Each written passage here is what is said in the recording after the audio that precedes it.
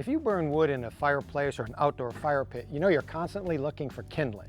And one good source of kindling is scrap wood cutoffs. These are left over from the workshop, but they're not really large enough for use for anything else, so they make great kindling. But how do you cut them safely without injuring yourself? Well, one way is to make a little safety stick, which is nothing more than a little narrow strip of wood with a screw going right through the end. You can use a nail as well, just something with a sharp point. You can use that to hold the board in place. So you just put the board you want to chop right there, put down another board just as a little support, give it a couple of taps just so the screw's right in there nice and tight, and now you can very easily and safely cut the board. How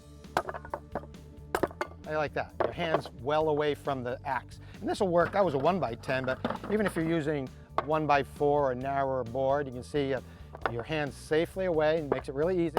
You just split it into kindling. This also works, you know, if you have a piece of firewood that's split, you can also chop that into kindling, again, keeping your hand farther away from the axe. The only thing you need to remember is when burning scrap wood is never burn pressure-treated lumber, only untreated wood.